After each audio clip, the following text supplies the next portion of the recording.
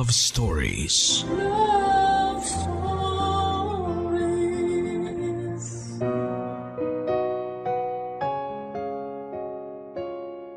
Hindi lahat sa atin ay merong pribilehiyo na magkaroon ng pantay-pantay na estado sa buhay. Ibig sabihin may mayaman at may mahirap.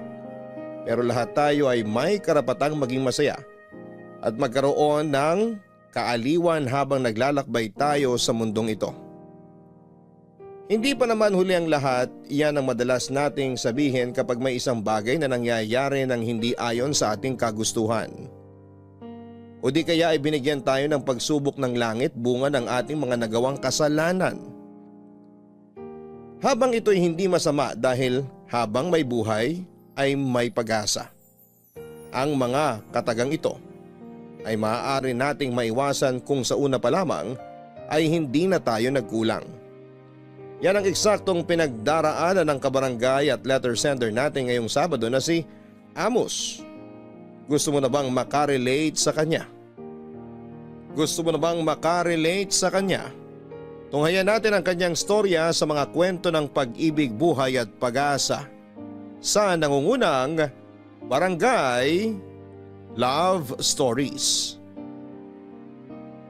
Dear Papa Dudut, bago ko po umpisahan ang pagbabahagi ng kwento ng buhay ko, ay gusto ko pong samantalahin ang pagkakataon para magpasalamat sa programa ninyo na Barangay Love Stories. Maraming salamat po sa lahat ng bumubuo nito. Malaki po ang naitutulong ng mga istoryang ibinabahagi ninyo para ma-inspire at matuto ako mula sa mga karanasan at pagsubok na pinagdadaanan ng mga kabarangay natin. Aminin ko ang karamihan sa mga yon ay nagagamit ko sa tunay na buhay.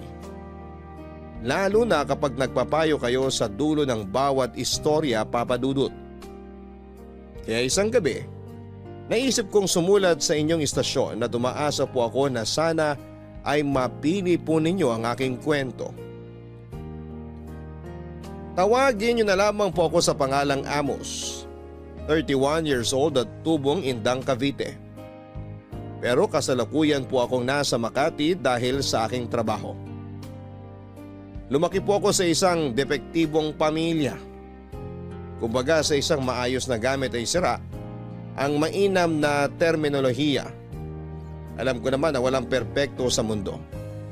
Lahat ng bagay pati tao ay may kapintasan at may diferensya. Pero bilang bata na produkto ng magulong pamilya ay malaki po ang impluwensya nito sa akin. Factory worker po ang tatay Enteng ko samantalang kasakasama namin sa bahay ang nanay Gloria namin. Meron po akong kapatid na babae si Badet. 10 taon po ang tanda ko sa kanya kaya naman baby sister po talaga ang turing ko sa kanya. Meron pa po kaming kapatid na sumunod sa akin pero namatay noong sanggol pa lamang dahil sa tigdas, Papa Dudut. Kaya nga akala ng mga magulang ko ay hindi na sila magkakaanak hanggang sa isilang ni Nanay si Badet na masasabi kong inalagaan ko ng husto simula bata. Nang mga panahon na yon kasi ay nagtatrabaho pa si Nanay bilang mananahe sa isang garment factory sa lugar namin ng ilang taon bago siya tumigil at manatili sa bahay para intindihin kaming magkapatid. Pero ang payak naming pamilya ay nagbago ng makagawa ng pagkakasala si tatay sa amin, ngunit higit yung atrasong yon kay nanay. Nagkaroon po siya ng kabit at nagkaanak pa rito. Yung kasalanan na yon ay malaki po ang naging epekto sa aming pagsasama bilang pamilya. At kahit nasabihin na nating tinanggap na lang ni nanay na nagkaroon ng ugnayan si tatay sa iba, may mga araw na bumabalik yung sakit. Mas nagiging doble yung kirot dahilan upang mabuhay ang matinding galit na matagal nang kinikimkim na nagiging resulta upang mahalungkat ang nakaraan.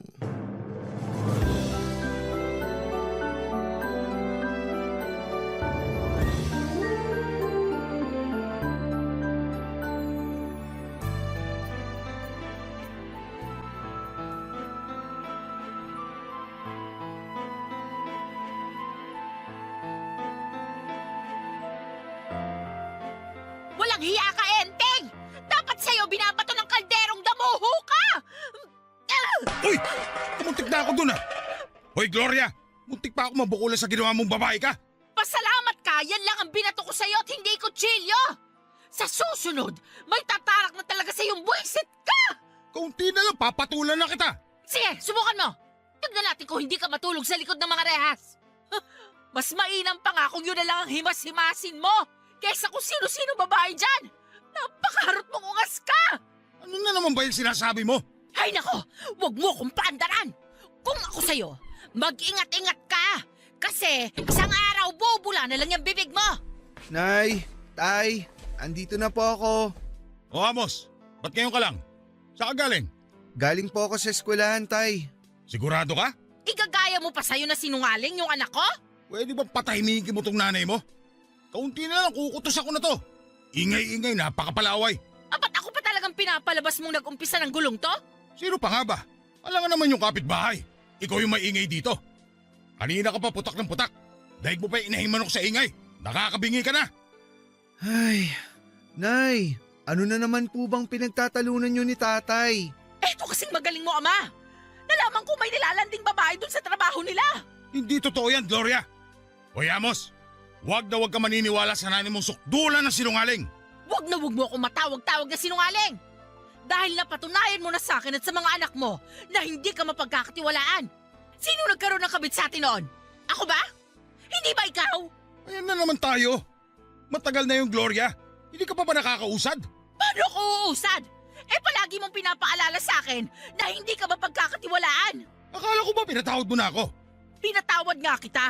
Pero hindi ko makakalimutan kung paano mo ako pinagmukhang tanga. Tapos ngayon, malalaman ko na meron ka na namang kinalolokohan sa trabaho ninyo.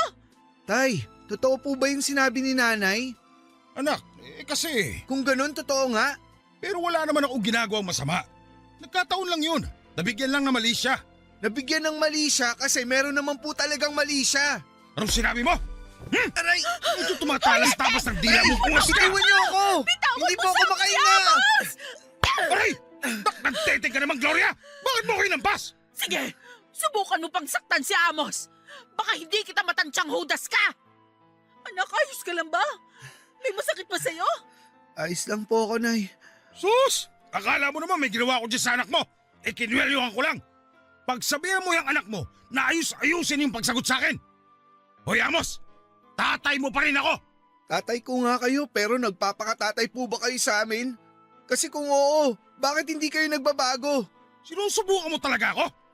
Bababuhin ko yung ulo mo! Di bambuhin nyo? Diyan naman kayo magaling eh.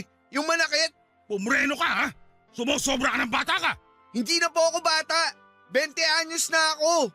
Kaya alam ko na yung mga nangyayari. Alam ko na kung ano mga pinaggagawa nyo. Kahit anong sabihin mo, bata ka pa rin at wala kang alam. Kaya manahimik ka na lang dyan kung hindi kukutusan talaga kita. Huwag mong sasaktan ng anak ko. Magkakamatayan tayo, Enteng. Kaya nagiging matigas ulo niya si Amos eh. Kasi kinukonsinti mo. Alam mo, mabuti pa magsama kayo. Ayoko matulog dito sa bahay ngayon. Pareho kayo mga buwisit. Saan ka pupunta? Wala ka na doon. Doon ka pupunta sa babae mo, no? Ewan ko sa'yo. Hayaan nyo na po siya, Nay. Anong hayaan? Mamayamana ka na naman niya yung babae niya. Hoy, Enteng! Dito ka lang sa bahay! Hindi ka aalis! Ayoko makita yung pagbumuka mo.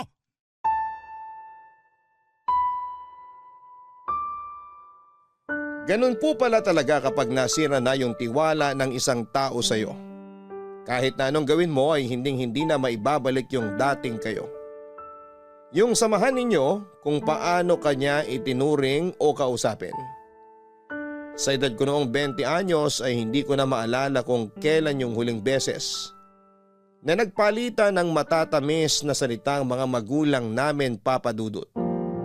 Kung meron man ay napalitan na ng mga masasakit at masasama nilang patutsyada sa isa't isa. Ang mga ala-alang yon. Malaki ang kasalanan ni tatay pero may pagkukulang din naman si nanay. At bagaman batid kong masama ang pangangalo niya, naniniwala akong dalawang tao ang nagpapatakbo ng isang relasyon. Simula noon ay naging bangungot na ang pagsasama ng mga magulang namin. Hindi nila alam na sa bawat away nila, sigawan, palitan ng mga masasakit na salita. Pagwawala at pagiging bayolente ay malaking bahagi ng ligtas at maayos na kabataan namin ng kapatid ko ang ninanakaw nila sa amin. Maraming beses na ayaw ko nang umuwi sa bahay namin pag nasa eskwelahan ako dahil ayokong makita sina nanay at tatay Papa Dudut. Pero alam kong kailangan dahil naghihintay sa akin si Badet. Malambing na bata po ang kapatid kong yon. Pero matatakotin siya lalo na pag may nakakarinig siya ng kalabog at malalakas na boses. Sa edad niyang 10 ay nagkaroon na siya ng trauma sa mga magulang namin lalo pat walang pinipiling pagkakataon sa mga pag-aaway nila. Isang gabi ay umuwi po ako sa bahay namin na alalang-alala dahil binalita sa akin ni nanay doon pa lang sa pinto na nawawala daw si Badet. Tumakbo raw ito noong nagsasagutan sila ni tatay kaya naman hinanap ko po kaagad ang kapatid ko. At makaraan ng kalahating oras ay natagpuan ko siya sa bakanting lote na palagi naming tinatambayan. Andito ka lang pala, Badet. Pinag-alala mo kami. Sorry, kuya. Ay, ayos lang. Mahalaga, ligtas ka. Pwede bang tumabi si kuya dyan sa upuan mo? Pwede po. Usog ako. Ayan, upo ka na, kuya. Kasya tayo rito sa bato. Malapad naman to eh. Matigas nga lang. Okay ka lang ba? Okay naman po. Paano mo po nalaman na nandito ako? Tambayan natin to eh. Dito tayo madalas nagpupunta pag nag-aaway sina nanay at tatay. Medyo huli na nga nung maalala ko kasi halos nalibot ko na buong barangay natin kakahanap sa'yo. Sorry po ulit, kuya.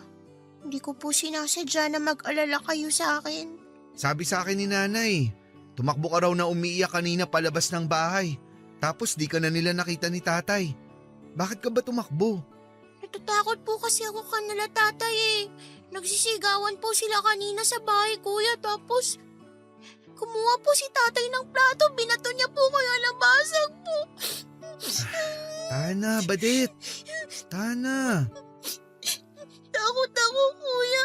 Kasi galit na galit si tatay. Tapos sigaw ng sigaw si nanay. Takot ako. Baka saktan nila ako eh. Hindi ka nila sasaktan dahil ako ang makakalaban nila. Gagawin mo po yun? Oo naman, kasi kapatid kita at hindi kita hahayaang masaktan ni nanay at tatay. Kaya huwag ka nang umiyak, nandito lang si kuya. Huwag mo ako iiwan, kuya. Siyempre hindi, bakit ko naman gagawin yun? Kasi malaki ka na eh. Magtatrabaho ka na sa malayo pagtapos mo mag-aral. Matagal pa naman yun, saka kung mangyayari man yun, isasama kita. Di ba sabi ko hindi kita iiwanan? Kung nasan ako, gusto ko andun ka rin. Salamat, kuya. Ganun talaga pag mahal mo yung isang tao. Di mo hahayaang mag-isa at di mo iiwan kahit anong mangyari. Ibig sabihin, mahal pa rin ni nanay si tatay kasi di pa rin niya iniiwan kahit lagi po siya nagagalit. Ha? Sabi mo kasi pag mahal mo po yung tao, di mo hahayaan mag-isa, tsaka di mo iiwan. Oo, pero hindi ko sigurado kung mahal pa nga ni nanay si tatay. Kasi may kasalanan po si tatay kay nanay. Oo, meron. Hindi na po ba mapapatawad ni nanay si tatay? Mahirap patawarin yung kasalanan ni tatay. Pero siguro mahal pa nga siya ni nanay, kaya di pa rin niya magawang iwan si tatay.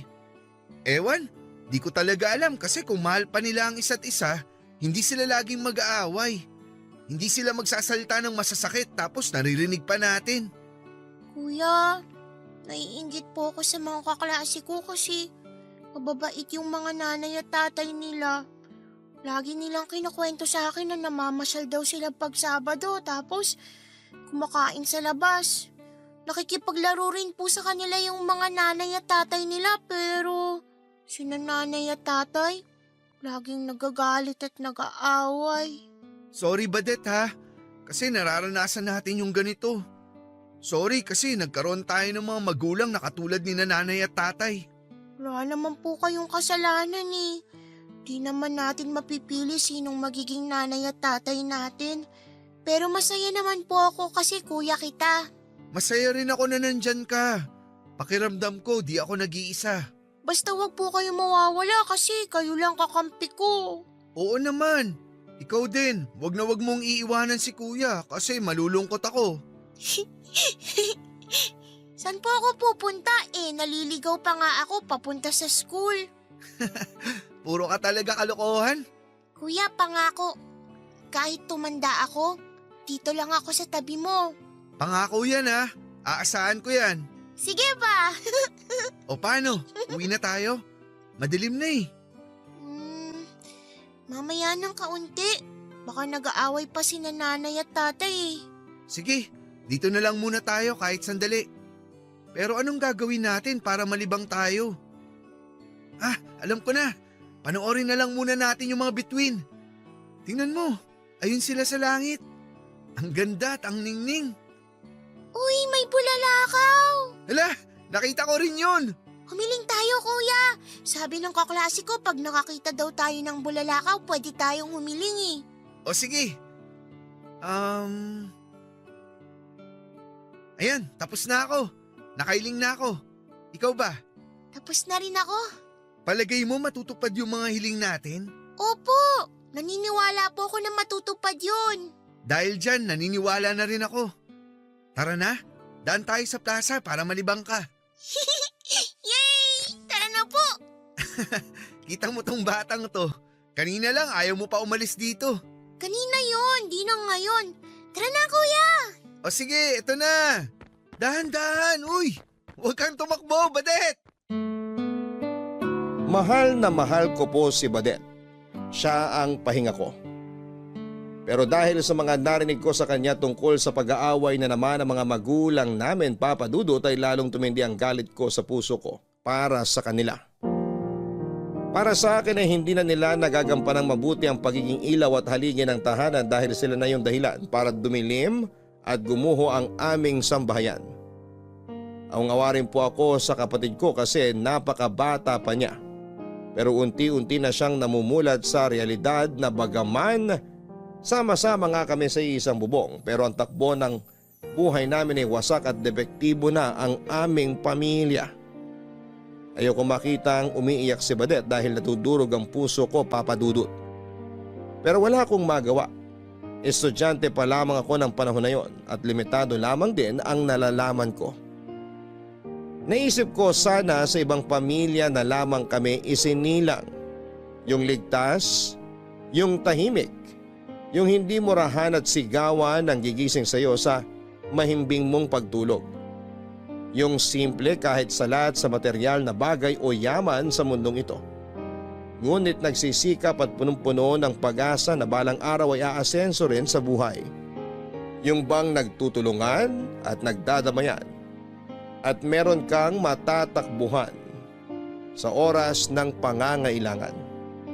Pero lahat ng iyon ay imposible na naming maramdaman sa pamilyang kinabibilangan namin.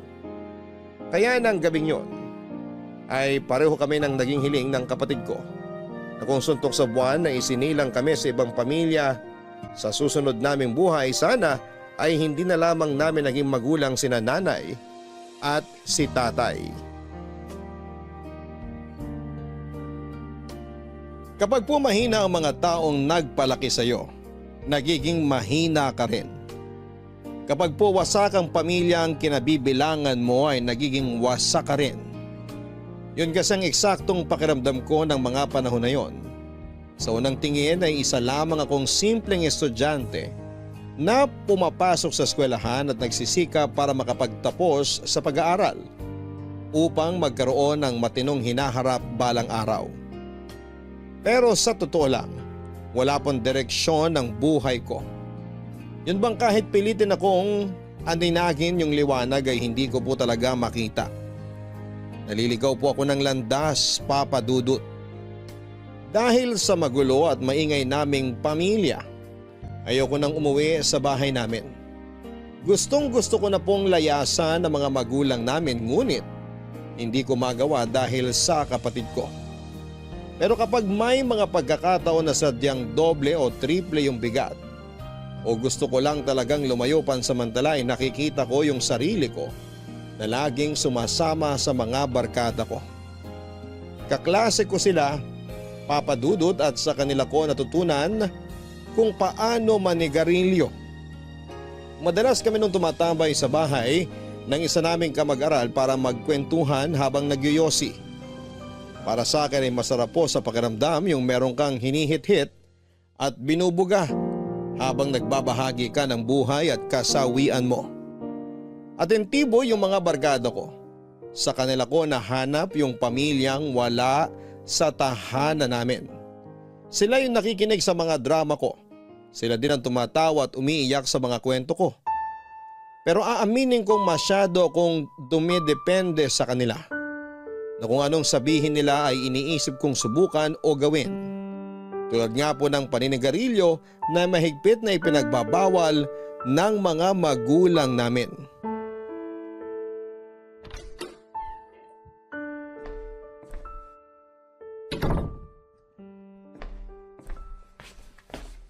Bakit ngayon ka lang? Tay, andyan po pala kayo. Tanong ko, sagutin mo. Bakit ngayon ka lang? Galing po ako sa eskwelahan. Anong galing ka sa eskwelahan? Alauna na madaling araw. Kapo pa sarado yung eskwelahan nyo. Huwag po kayong sumigaw. Baka magising sina Badet at nanay. Wala akong pakialam. Aray, bakit po kayo namamalo?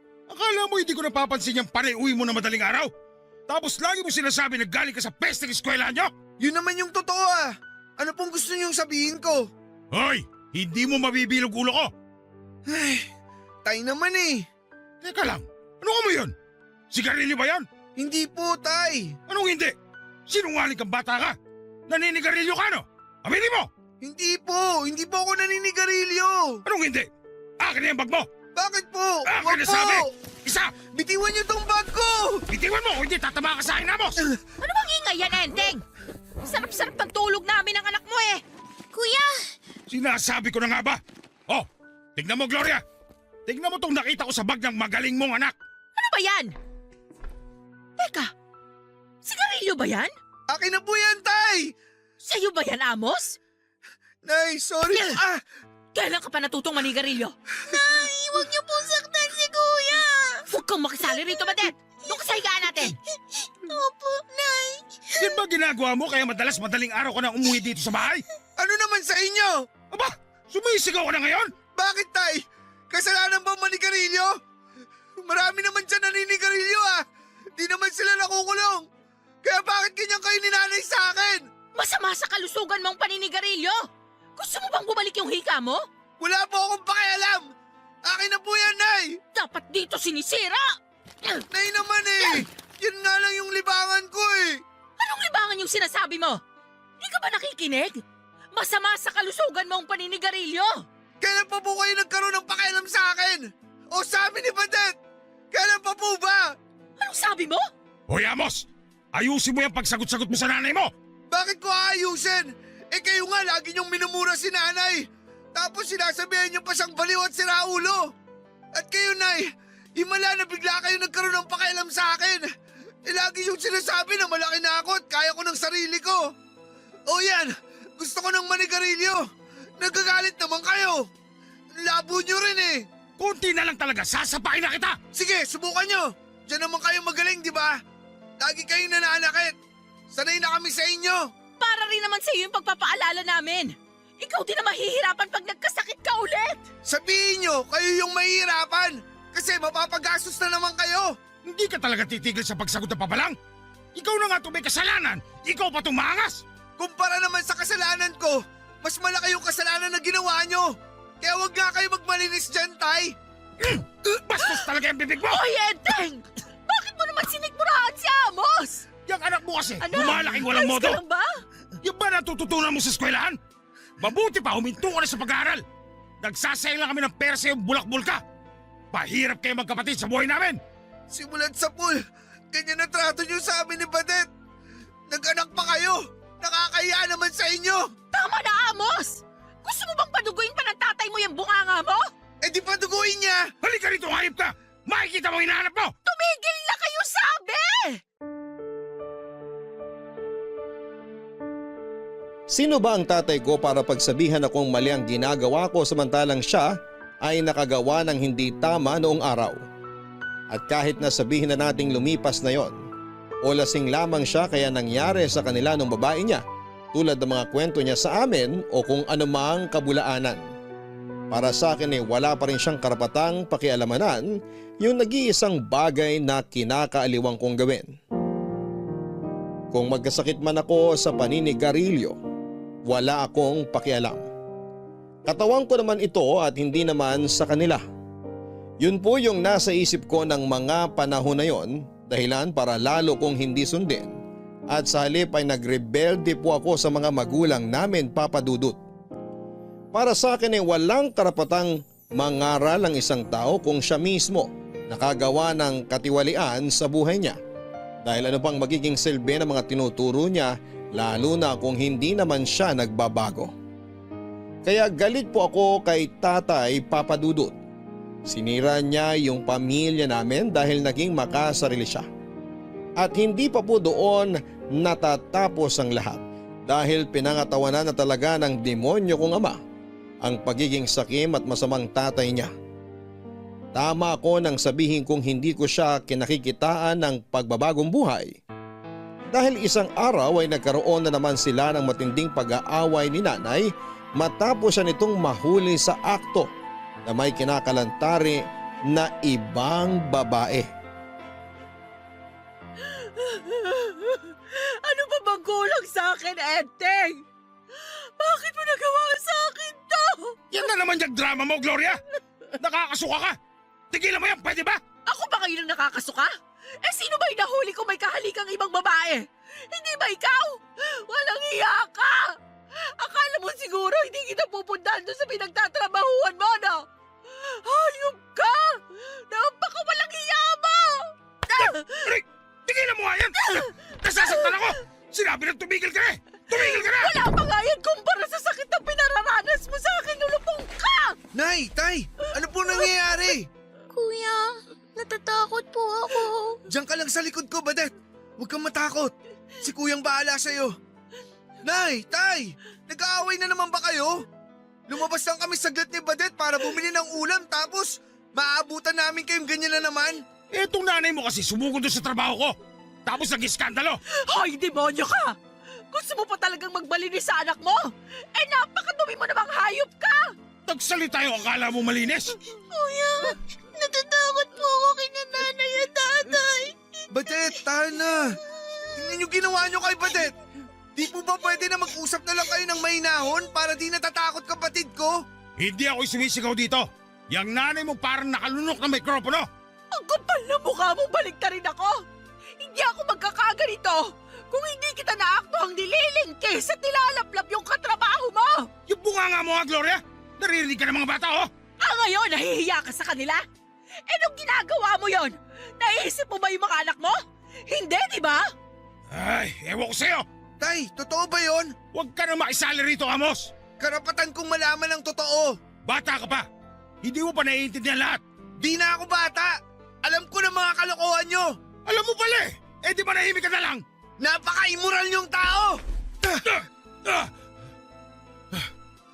Nakuha mo talaga ako suntukin? Matapang ka na, ganon? Lintik kang bata ka. Babalihan kita ng buto. Aray! Aray ko! Huwag sasaktan ang anak ko! Tigilan mo magpalo sa akin! Lumayas ka na rito! Sumama ka na doon sa babae mo! Nandidiri ako sa'yo! Aalis talaga ako!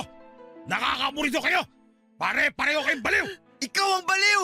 Bastos ka talaga, Amos! Mas bastos ka. Kasi hindi mo na iniisip mararamdaman namin. Di ka na nahiya. Paulit-ulit mo na lang sinasaktan si nanay. Siguro nga panahon na para umalis ka na sa buhay at bahay namin.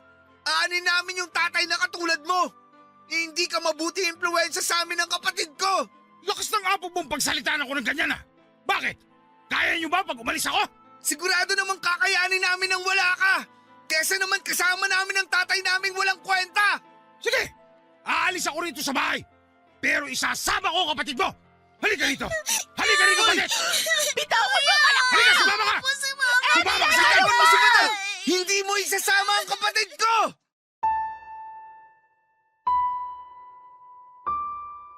Hindi naman po naisama ni tatay si Badet dahil pinagtulungan namin siya ni nanay.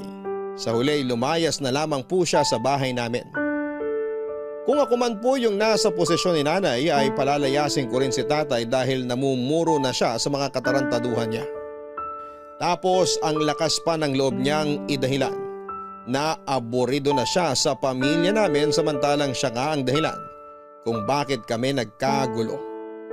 Hindi ko po maiisip kung anong tumatakbo sa utak ni tatay at kitang kita ko sa mga mata niya.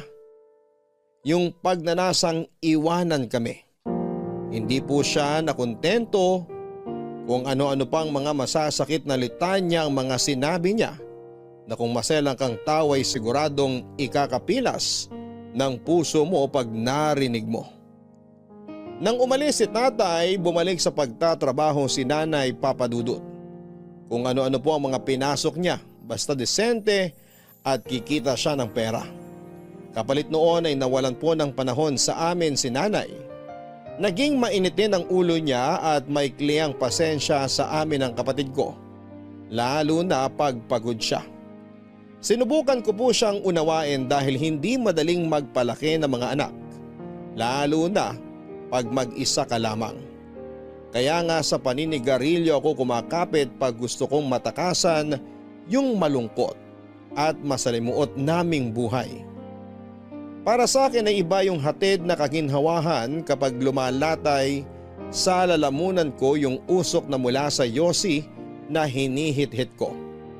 Pakiramdam ko, lumulutang ako sa ulap at nagiging bagong tawa ko. Kaya nga magmula sa paisa-isa na doble hanggang dumami. Hindi ko akalain na kaya ko nang umubos ng kalahating pakete ng sigarilyo sa isang araw. At higit pa kapag dinadalaw ako ng pagkabalisa, kinakain ng lungkot o stress. Para sa akin ay nabibigyan ako ng aliw ng paninigarilyo. At inilalayo ako nito sa realidad kahit na pansamantala. Dahil sa nakikita kong hirap ni nanay sa pagbabanat ng buto. Ako na mismo ang nagkusa na huminto sa pag-aaral at sa halip ay naghanap na lamang ako ng trabahong mapapasukan. Masasabi ko naman na may utak ako, Papadudut. Sa katunayan ay pagtiteacher nga yung kurso ko nung kolehiyo. Pero hindi ko natapos kasi ako na ang tumayong tatay sa pamilya namin. Ako na yung sumalo sa responsibilidad na hindi naman nagampanan ni tatay at ang masahol pa doon ay tinakasan niya. Aaminin kong hindi madali kahit katuwang ko naman si nanay. Wala naman akong karanasan sa pagiging breadwinner. Pero lahat ng pagdududa at alinlangan ay isinantabi ko. Lahat ng pagkukulang ng mga magulang ko sa amin ay pinunan ko nang nakapasok ako sa call center bilang agent. Naging masaya po ako noong kumita na ako ng pera kasi nabibili ko na yung mga bagay na hindi ko nabibili nung estudyante pa lamang ako. Nakakapag-abot ako kay nanay at kahit paano ay hindi na kami salad sa pagkain. Pero kasabay noon, yung higit kong pagkakasangkot sa iba't ibang uri ng kaaliwan o pampalipas oras ng mga taong nasa paligid ko. Hindi na lamang ako heavy smoker dahil natuto na rin akong uminom ng alak, Papadudut. At hindi lang basta tikim-tikim dahil mga warakan talaga yung mga pinupuntahan kong inuman. Yung bang tipong kulang na lang ay gumapang ka pa uwi dahil sa sobrang kalasingan. Masayang masaya po ako pag napapasukan ng alak ang sistema ko. Alam kong masama pero bata pa ako. Yun ang nasa isipan ko. At katawan ko naman ito kaya ako ang masusunod dito.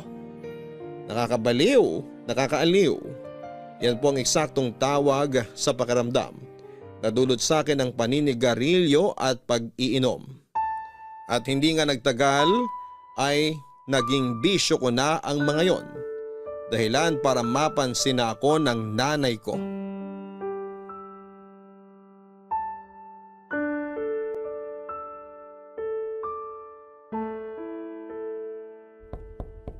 Sino ba yon? Is oras na ng gabi ah. Andyan na! Uy! Ay, patay!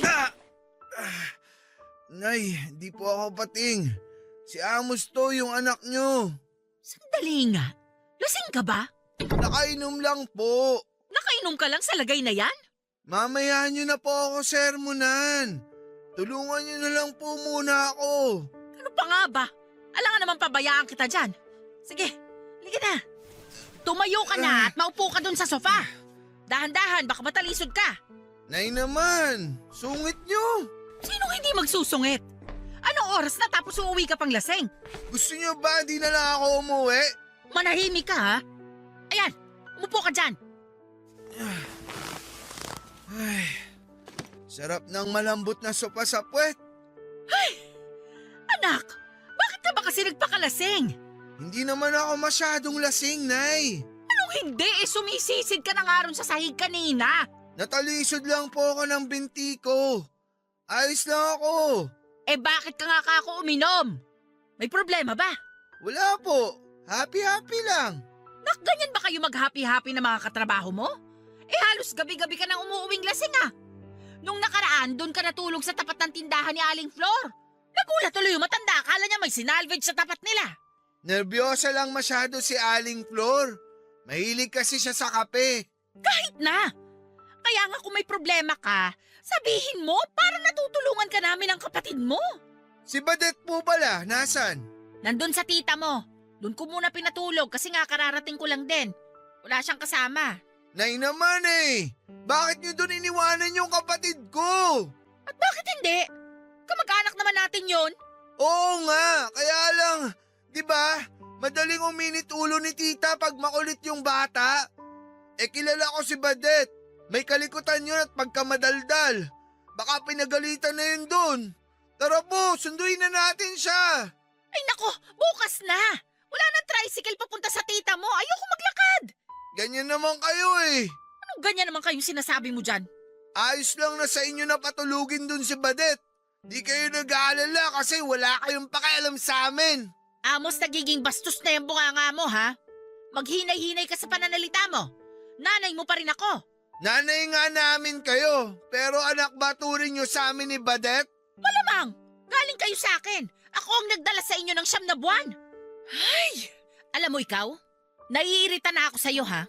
Di ko alam kung dahil lasing ka kaya tumatalim yung dila mo o naiimpluwensyahan ka lang ng mga kasamahan mo sa trabaho. Hindi nga sabi ko lasing. Nakainom lang. Tsaka pwede ba, huwag nyo ngang dinadamay mga kasamaan ko sa trabaho. Mabuti pa nga sila eh. Pamilya turing sa akin.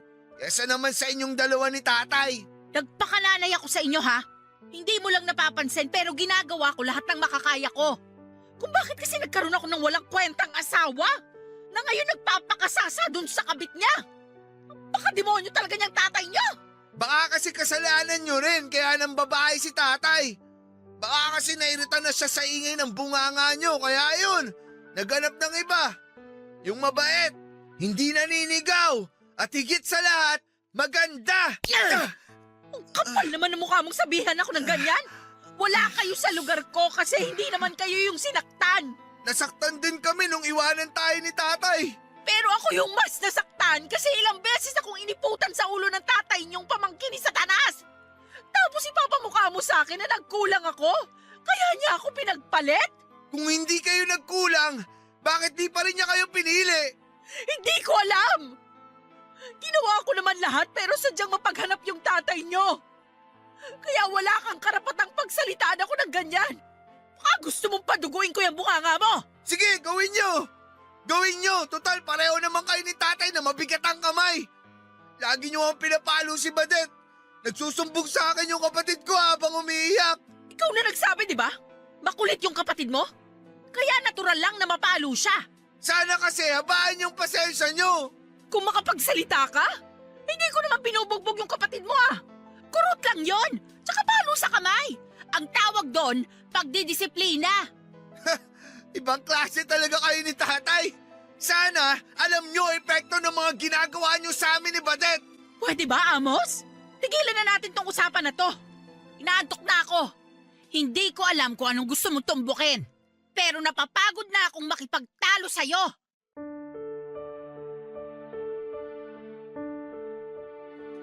Hindi po totoo na kapag lasing ka, hindi mo alam ang mga sinasabi at ginagawa mo.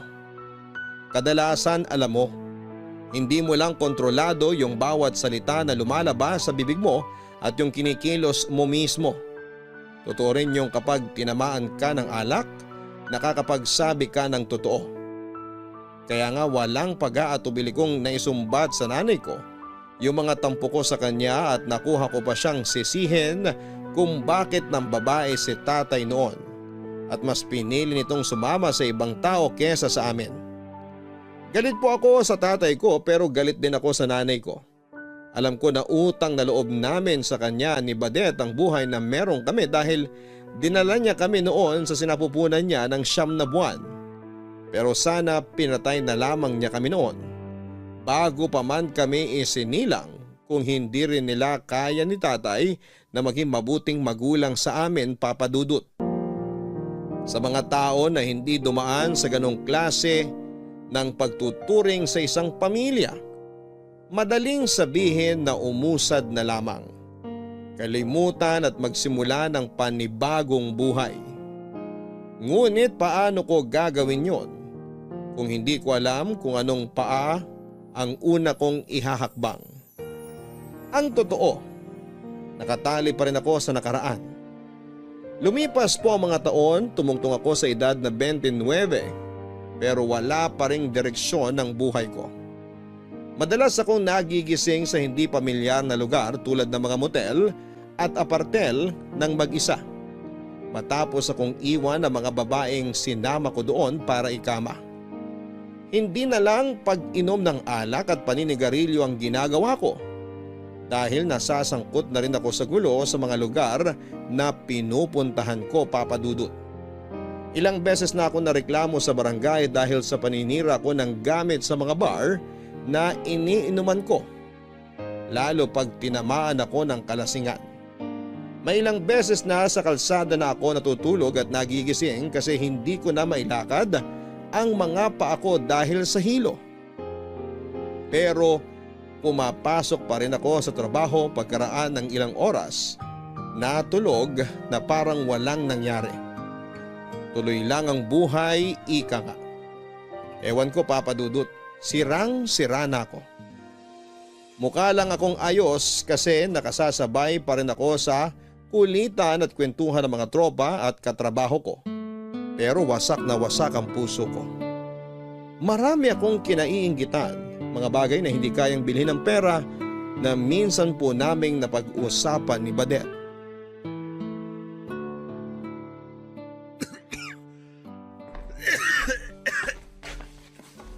Kuya, natutubig. Mukhang masama na yung ubo mo ah. Pa-check up ka na kaya. Ayos lang ako, Badet. Nasamid lang ako. Akin na yung tubig. Salamat. Hindi ganyan yung ubo ng nasamid. Tsaka parang nung isang araw pa yan ah. Sabi ni nanay di ka raw pumasok ngayon kasi masama pakiramdam mo. Masakit lang ulo ko. Pero wala naman akong lagnat. Ayoko umarap sa computer at tumanggap ng tawag pag ganito pakiramdam ko. Madali uminit ulo ko. Pero ayos lang talaga ako. Di mo kailangang mag-alala. Sa katunayan, medyo guminhawa na nga pakiramdam ko kasi nakatulog ako ng mahaba. Puyat lang siguro to. Madalas ka bang puyat? Medyo, kasi paiba-iba shift ko eh. Minsan pang-araw ako, minsan pang-gabi. Kahit ilang taon na ako nagtatrabaho sa call center, di pa rin sanay katawan ko sa pabago-bagong schedule. Kuya, alagaan mong sarili mo. Huwag mong abusuhin kasi hindi ka na bumabata. Mahirap magkasakit. Alam ko naman yun at salamat sa pagpapaalala pero kaya ko na sarili ko. Malakas yata tong kuya mo. Sige, sabi mo yan eh. Nga pala, kumusta ang pag-aaral mo? Mabuti kuya. Masaya ako sa kurso ko. Nag-e-enjoy ako sa klase. Yun yung mahalaga. Kasi pag hindi ka nag-e-enjoy sa pinag-aaralan mo, sayang naman pinapasok mo. Natanong ko kasi napagkwentuhan namin ng katrabaho ko yung kapatid niya. Siya rin kasi nagpapaaral dun. Ayun nga, gusto nun mag-masscom pero pinakuha sa kanya ng katrabaho ko tungkol sa pagbibusiness. Ano nangyari sa kapatid niya? Panay bagsak yung grado. Tumataginting na 5. Tapos meron ding incomplete. Ah, ganun ba? Nakakalungkot naman. Pero, kinausap niya na ba yung kapatid niya? Kinausap niya, kaya nga niya nalaman na hindi pala tumasaya sa kursong pinakuha niya. Ayun, pinalipat na lang niya sa gustong kurso. Sana maging maayos na yung pag-aaral ng kapatid niya. Pero grabe yung gastos. Medyo mahal din kasi per semester sa college na pinapasukan ng kapatid niya eh. Naiintindihan ko rin naman yung kapatid niya kasi mahirap pag-aralan yung kursong di mo gusto. Pero gets ko rin yung katrabaho mo. Baka may dahilan kaya yun yung pinakuha niya sa kapatid niya. Oo, kasi gusto nun magnegosyo. Di rin naman siya college graduate tulad ko. Kaya sa kapatid na lang niya pinasa yung naunsyamin niyang pangarap. Pero mali pa rin yun. Lalo kung wala sa kursong yun yung puso ng kapatid niya. Kaya nga ikaw, hinayaan kita na kunin yung kurso na gusto mo. Kasi ikaw naman yung papasok sa eskwelahan araw-araw para mag-aral, hindi ako. At pag di ka masaya sa pinag-aaralan mo, di ka rin gaganahan. Kaya nagpapasalamat ako sa'yo kuya kasi pinag-aaral mo ko. Normal lang naman na pag-aralin kita. Sabi kasi sa akin ni nanay na tumigil na lang daw ako sa pag-aaral. Maghanap na lang daw ako ng trabaho para matapos na yung pagpapagawa natin dito sa bahay. Talaga? Sinabi niya yun? Oo, nung isang araw lang. Hayaan mo, kakausapin ko si nanay. Wag na kuya, baka mag-away lang kayo Wala akong pakialam. Kung makapagsalita kasi siya, akala niya siya nagpapaaral sa'yo. Palagpasin mo na yun kuya. Baka nasabi niya lang yun kasi gusto na lang niyang matapos na tong bahay natin. Natitirhan naman natin tong bahay kahit di pa tapos. Masyado lang siyang maarte. Ang sabihin mo, gusto lang niyang may maibida sa mga kapitbahay natin. Yang sinanay talaga minsan nakakainis Imbis na palakasin niya loob mo sa pag-aaral mo, kung ano-ano pang sinasabi sa'yo. Parang di ka na nasanay kay nanay. Diba, bata pa lang tayo, ganyan na siya pati si tatay. Oo, kaya nga ang malas natin kasi mga magulang natin sila. Kumusta na kaya si tatay? Ewan, Di mo ba siya namimiss? hindi. Saka di ko na siya masyadong iniisip. Bakit ko ba iisipin yung tao nang iwan sa atin? Aksaya lang yun ng oras. Ikaw ba? Huwag mong sabihin na namimiss mo siya.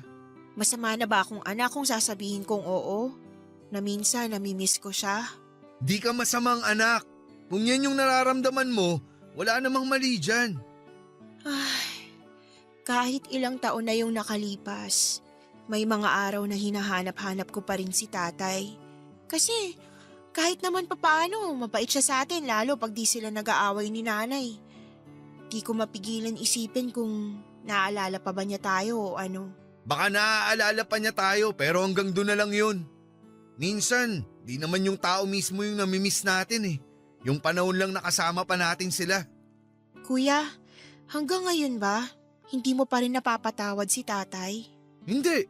Ewan ko rin kung darating pa yung araw na mapapatawad ko siya. Kasi sa ngayon, malabong mangyari yun. Si nanay, Bakit mo naman natanong yan? kahit hindi mo kasi sabihin, ramdam ko na may tampo ka kay nanay. Tsaka, naririnig ko kayong nagkakasagutan. Di ako bingi at ayoko magbulag-bulaga na may mali. Ay, sorry Badet. Di ko sinasadya na marinig mo pa yon. Ayos lang, kasi totoo naman yung mga sinasabi mo sa kanya na palaasa siya at pinagsasalitaan tayo ng kung ano-anong di maganda lalo na pagpagod siya. Ako rin naman may tampo sa kanya pero sinasantabi ko lang kasi nanay pa rin natin siya Wag na lang talaga niyang uulitin yung sinabi niya sa'yo kasi di ko na yun palalagpasin. Basta mag-aral kang mabuti. Yaan mo na si nanay. Thank you kuya kasi nandyan ka. Baka kung wala ka, hindi ako nakakapag-aral ngayon. Kapatid kita, Badet. At mahal kita. Nangako ako noon sa sarili ko na pagtatapusin kita ng pag-aaral. Para kapag kaya mo na, di ka na mahihirapang lumayo dito sa atin. Saan naman ako pupunta? Ewan ko. Bahala ka na. Basta ligtas ka. Ba't mo naman naisip na gusto kong umalis? Baka kasi gusto mo ng katahimikan, ng peace of mind. Yung walang tao na magdidikta sa'yo at magsasabi ng di maganda. Tulad ng ginagawa ni nanay. Pero pag umalis ka, kausapin mo pa rin ako ha. Mamimiss kita. Ewan ko sa'yo kuya, hindi ako aalis. Kung umalis man ako, uuwi pa rin ako dito sa bahay natin kasi mamimiss ko pa rin kayo ni nanay. Pamilya ko kayo at mahal ko kayo. Di ko kayo kayang ipagpalit sa kahit na anong bagay sa mundo.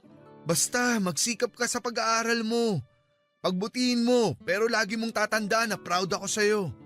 Kung kailangan mo ng kausap, nandito lang ako. Kuya mo nga ako, pero kaibigan mo rin ako. Salamat kuya. Walang anuman. Kuya, nag-aalala talaga ako dyan sa ubo mo. Ayos lang ako. Pakikuha mo na lang ulit ako ng tubig. Sige, pero pag di pa yan nawala bukas, magpapacheck up ka na ah. Bawal tumanggi. Kakayosi ko yon kaya ako sinumpong ng matinding ubo o papadudot. Natakot nga ako kasi baka bumalik na yung hika ko. Gusto ko pong magbagong buhay pero hindi ko alam kung papaano. Ako kasi yung tipo ng tao na hindi kayang humingi ng tulong sa iba dahil nasanay akong kinakahiya at sinosolo ang lahat. Pero mapilit ang kapatid ko. Lagi akong tinatanong at kinukumusta kaya sa huli ay nabanggit ko na nga sa kanya ang tungkol sa bisyo ko at epekto nito sa kalusugan. Nang dahil sa pag-uusap namin yon ni Badet ay nabigyan ako ng pagkakataon na palayain yung mahinang bersyon ng sarili ko. Hindi na rin ako natakot magsabi sa kanya ng mga alalahanin ko. Takot at pagkainggit sa ibang tao. At napatunayan ko na siya pa rin ang baby sister ko na maunawain at mabuting tao. Sa abot ng makakaya ni Badet ay pinayuhan niya ako na maghinay-hinay sa mga bisyo ko. Lalo na at hindi na ako bumabata. At kahit mahirap sa akin na tuluyang ihinto ang paninigarilyo ay sinubukan ko papadudot. Kaya lang hindi pala ganong kadaling bitawan yung kinasanayan mo na kahit na ginagawa mo naman ang lahat. Napatunayan ko po yon dahil nakamamatay po ang pakiramdam noong nagbawas ako ng yosi. Kung dati, kaya kong umubos ng kalahati hanggang isang kahang sigarilyo. Nagbawas po ako hanggang sa nakatatlong stick na lamang ako. Pero naglalaway po ako papadudot. Para akong asong nabubuwang. Hindi rin ako makatulog ng maayos, gawa na rin ng paiba-ibang schedule ng shift ko. Mas kinakain ako ng kalungkutan. Sumasakit ng matindi ang ulo ko at nagiging aburido ako at hindi rin ako mapakali. Meron akong bagay na hinahanap-hanap na kulang at alam kong yosi lamang ang makakapuno noon. Nagkontrol din po ako sa pag-inom ng alak pero lumakas naman ang pagkakape. May ilang beses na sumusuka na lamang ako dahil sa acid reflux pero binaliwala ko yon. Nahihiya po ako kay Badet kasi akala niya may progreso na yung pagbabagong buhay ko. Pero lingid sa kaalaman niya ay unti-unti na naman akong nahuhulog sa mga bisyo ko. Masarap po ang bawal at nakakasira ng ulo pag tinigilan ko po yon, papadudot. Mahirap pigilan ang bawal. Napatunayan ko po yon nang muli kong yakapin ang mga bisyo ko. Lalong-lalo na ang paninigarilyo. Simula noong bumalik ako sa pag-yose ay hindi ko na po naranasan yung mga sintomas na dulot ng paghinto ko dito. At aaminin kong naging maligaya muli ako. Kaya nga mas lalong tumindi ang addiction ko sa sigarilyo hanggang sa hindi ko na lamang namamalayan na kaya ko na ulit umubos ng 20 peraso o higit pang stick kada araw. Bukod sa tradisyonal na paghit-hit ng tabako, nagvi-vape na rin po ako papadudot. Ginagawa ko yon pag off ko para hindi maghinala ang kapatid ko na bumalik na naman ako sa dating gawi. Pero lahat ng kasiyahan ay may katapusan. Lalo na kung hindi mo ito nakukuha sa mabuting paraan. Nagsimula po yon noong kasagsagan ng pandemya at tinamaan ako ng COVID-19. Nahirapan po ako makarecover ang katawan ko at akala ko ay katapusan ko na. Pansamantala kong hininto ang mga bisyo ko habang nagpapagaling. Pero muli akong nalulong pagkalipas ng ilang buwan. Ewan, nakakabaliw yung pandemya at ang paninigarilyo lang ang sumalba sa akin. Alam kong bawal pero palihim po akong humihit-hit ng tabako.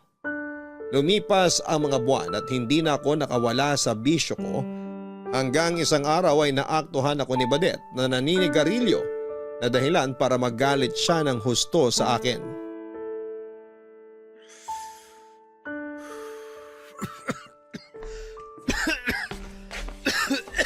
Kuya, vape to, diba? Ha? Naninigarilyo ka na naman? Ano, Badet? Isang stick lang naman. Anong isang stick? Maniwala ako sa'yo, dami upos dyan sa paanan mo. Tapos nagbe-vape ka pa rin? Minsan lang naman. Gusto mo na ba talagang mamatay? Hindi mo kasi naiintindihan. Yan na lang yung libangan ko eh. Yan na lang yung nagbibigay aliw sa akin pag malungkot ako. Pag stress ako sa trabaho. Pag pagod ako. Pero nangako ka sa akin na susubukan mong tumigil sa paninigarilyo. Pero anong nangyari? Sinubukan ko naman pero di ko kaya. Para akong mababaliw. Kaya akin na yung vape ko, please. Akin na yan. Ayoko nga. Dapat dito sinisira. Uy, wag mong sirain. Akin na sabi. Kuya, ano Huwag ba? kang matigas ang ulo. Nasasaktan Kuya mo ako. Lumayo ka nga sa akin. Akin na kasi ang vape ko. Hoy, ano bang nangyayari rito? Oh, nandito na pala yung magaling nating nanay. Lasing ka na naman ba? Hindi, pero saan kayo nang galing, Nay? Teka, wag niyo nang sabihin. Alam ko pala kung saan. Pupusta ako. Nandun na naman kayo sa bingguan. Tapos umuwi lang kayo ngayon kasi nagugutom kayo. Wala ka nang pakialam doon. Yun na lang ang libangan ko tapos panghihimasukan mo pa? Yan din po yung sinasabi ko kay Badet. Yung pagyoyosi na lang yung libangan ko. Pero pinakaikialaman pa ng magaling yung anak. Hindi ko pa kakialaman yung pagyoyosi mo kung di ka nagsabi sa akin na titigil ka na. Di ka ba nakikinig? Sinubukan ko naman, di ba? Akala mo kasi nagsisinungaling ako eh. Kung sinubukan mo, bakit mo sinukuan? Bakit ka ulit bumalik sa paninigarilyo? Kasi mas masarap yung bawal. Kaya ka ubo ng ubo kasi kakasigarilyo mo. Di ka ba talaga titigil hanggat di ka na-ospital tulad nung na-COVID ka? Di naman dahil sa pagyoyosi yun. Nagkataon lang yun kasi nga may pandemya. Tapos nagkakawaan pa ng sakit. Kung di naman ako tinest, di ako magpo-positibo kaya ano pang pinuputok ng butsi mo? Di naman ikaw bumibili ng sigarilyo ko. Ako naman ah. Ando na tayo na ikaw yung gumagastos sa sigarilyo mo pero sana maisip mo na nag-aalala kami ni nanay. Baka ikaw oo. Pero si nanay duda ako. Talaga ba, Nay? Nag-aalala ka sa akin? Ay naku Badet, hayaan mo na yung kuya mo. Kung gusto niya magkasakit kakasigarilyo niya, bahala siya. Total napakatigas naman ang ulo niya. Oh, kita mo na? Yan ba yung sinasabi mo nag-aalala? Nay, ba't kayo ganyan? Di ba kayo natatakot na baka magkasakit si kuya? Sabi niyo may hika siya, di ba? Eh, tigas-tigas nga ng ulo. Hindi ka ba nakikinig? Saka matanda na yan si Amos. Alam na niyang ginagawa niya. Hoy Amos, sinabihan na kita dati na tigilan mo na yung kakasigarilyo. Pero hindi ka naman nakikinig. Nakakasawa ka ng pagsabihan, alam mo ba yon? Diyan naman kayo magaling eh. Kailan ba kayo nagtyaga sa amin? Parang di nyo kami anak kung ituring. Uulitin na naman ba natin yung usapang yan? Nay, please, tama na po. Huwag na po kayong ganyan sa amin ni kuya, oh. Kinakampihan mo na tong kuya mo?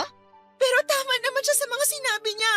Kahit kasama namin kayo, di namin nararamdaman na may nanay nga kami. Anong gusto niyong gawin ko para maramdaman niyo? Sige nga! Bakit kami tinatanong mo? Kami ba yung nagdala ng mga anak sa mundong to? Di ba dapat alam nyo na yun kasi kayo ni tatay yung mga magulang namin? Huwag niyo nga mabanggit-banggit yung tatay niyo. Nasusuka ako. Dapat talaga may licensure exam sa gustong maging magulang.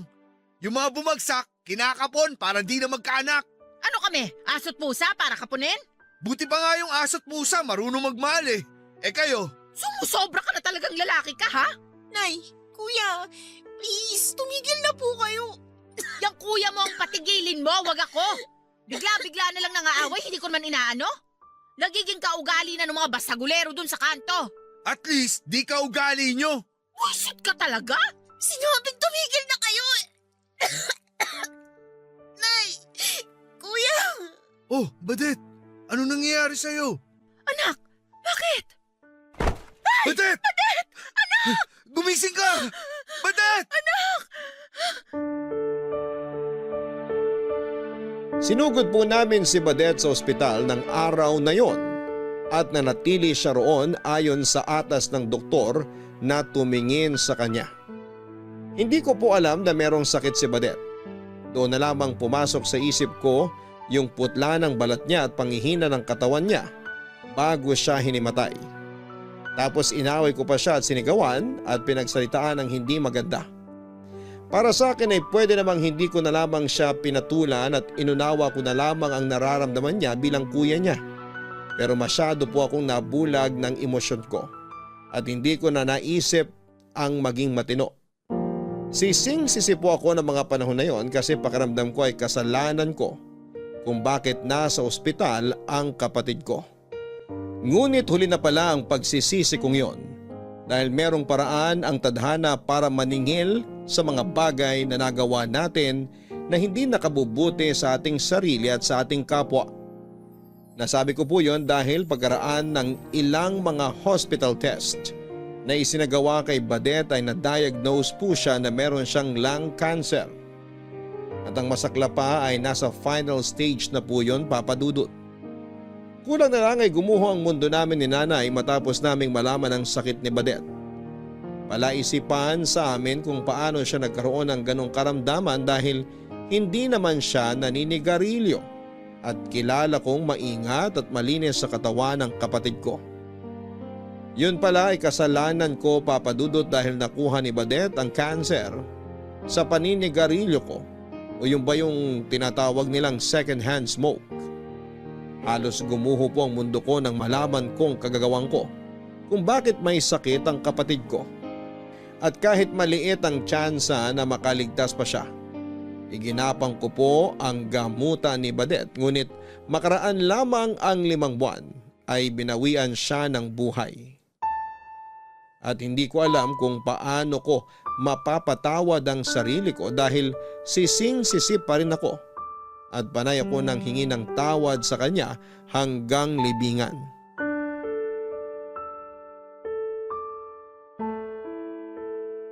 Nak, huwag ka naman masyadong magpakalasing kasi baka may mangyaring masama sa'yo. Ayos nga yun, Nay, di ba? Para mamatay na rin ako katulad ni Badet. Para makasama ko na siya. Huwag mo namang sabihin yan. Ayokong mawala ka rin sa akin. Hindi ko kasi alam kung paano mawawala yung sakit, Nay. Kaya ako umiinom kasi umaasa ako na kahit saglit, baka makalimutan ko yung nangyari kay Badet. Wala na po yung kapatid ko eh. At kasalanan ko kung bakit siya namatay. Hindi mo naman ginusto yun. Hindi mo yun kasalanan, anak. Kasalanan ko po yun. Kasi di ako nakinig sa inyo. Kung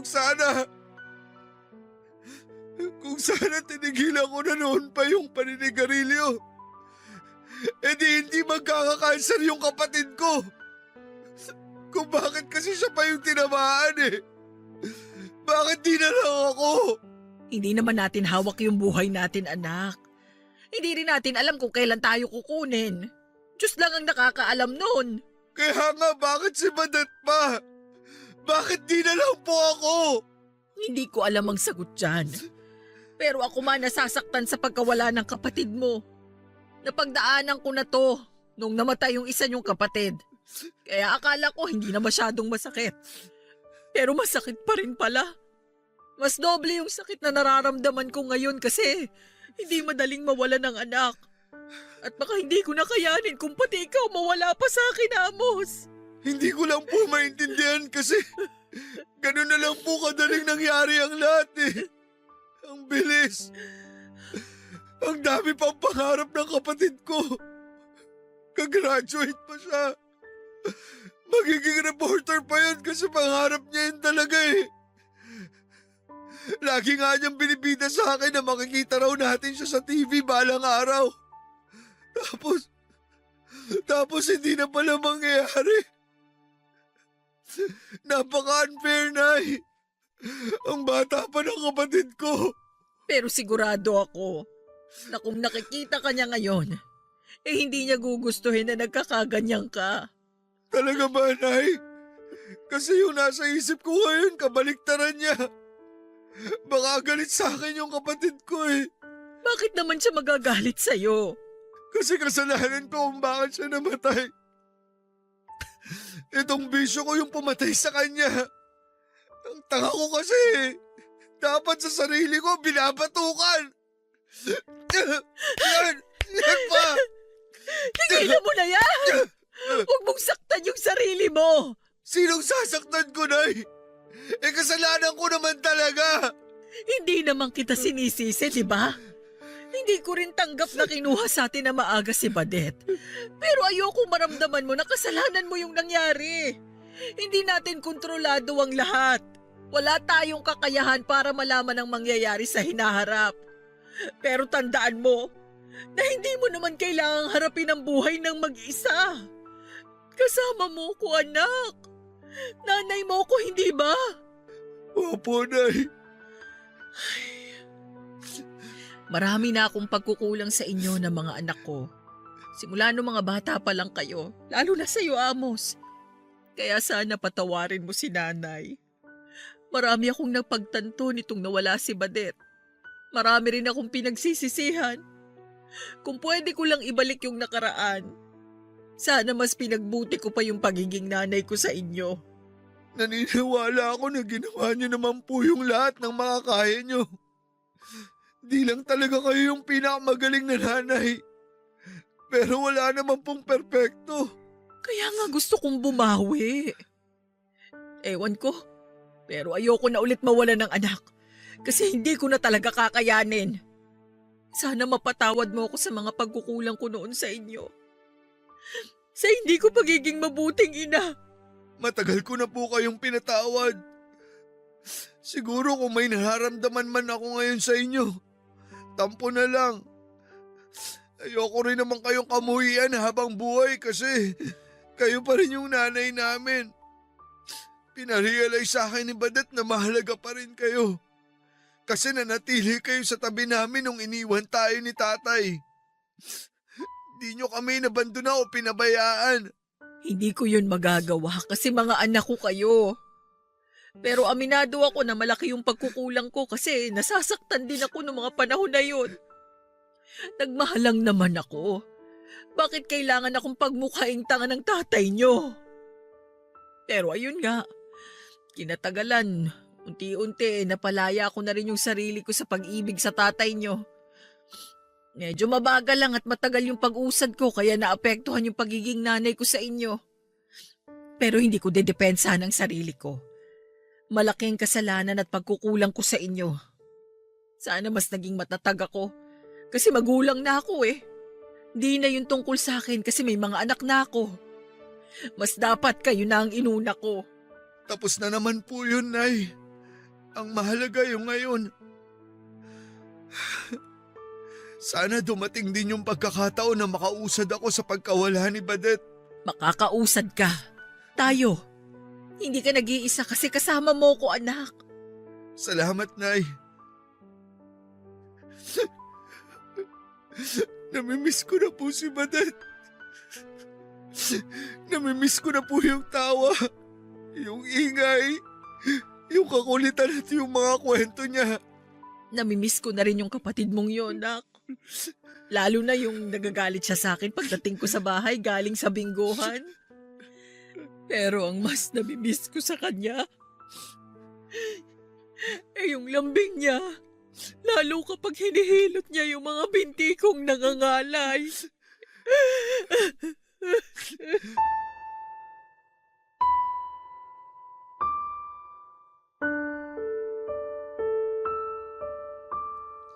Marami po akong pinagsisihan sa mga nangyari, Papa Dudut. At kahit na sinabi ni nanay na walang may gusto sa pagkamatay ni Badet dahil sa sakit na kagagawa ng bisyo ko ay alam ko sa sarili ko na ako pa rin ang responsable kung bakit hindi na matutupad ng kapatid ko ang mga pangarap niya. Gabi-gabi pa rin akong umiiyak. Hindi pa rin ako makatulog at punong-puno pa rin ng pagsisisi ang puso ko.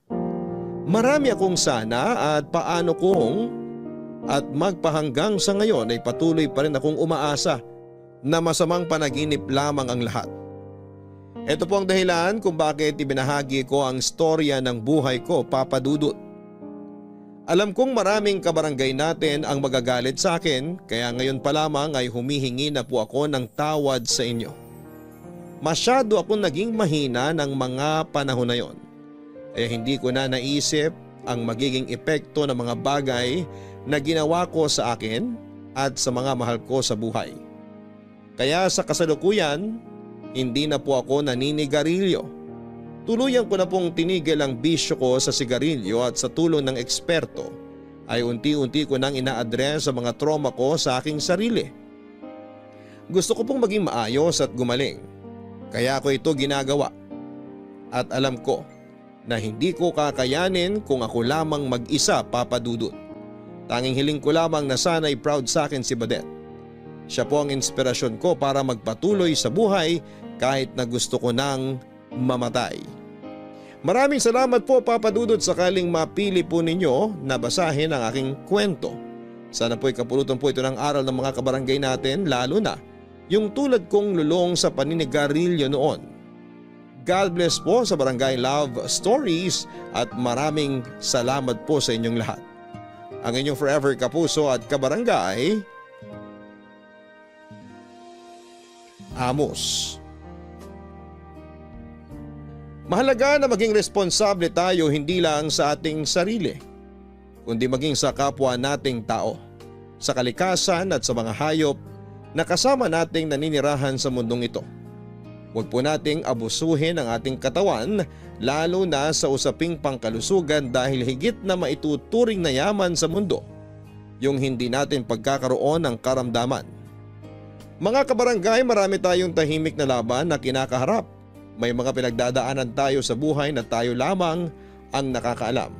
Kaya mahalaga na maging mabuti tayo sa ating kapwa pagkat hindi natin tiyak kung gaano kabigat ang kanilang dalahin. Kung hindi natin sila kayang tulungan ay huwag nating dagdagan ang kanilang mga problema. Sa mga magulang dyan, mahalin po natin ang ating mga anak dahil biyaya sila galing sa langit. Huwag nating iparamdam sa kanila na pabigat sila kasi anuman ang mangyari ay sagutin natin sila. Sa mga anak naman dyan, mahalin natin ang ating mga magulang. Sa pagtanda nila, huwag natin silang kalilimutan. Balang araw ay magiging magulang din tayo at gusto rin nating alalahanin tayo ng mga anak natin. Hanggang sa muli, ako po si Papa Dudut sa mga kwento ng pag-ibig, buhay at pag-asa sa Barangay Love Stories number 1. Sabay-sabay nating pakinggan ang iyong kwento ng pag-ibig, buhay at pag-asa. Ipadala lang sa barangaylovestories@yahoo.com. Nagustuhan ng iyong napakinggan? Ituloy yan via live stream sa www.gmanetwork.com/radio.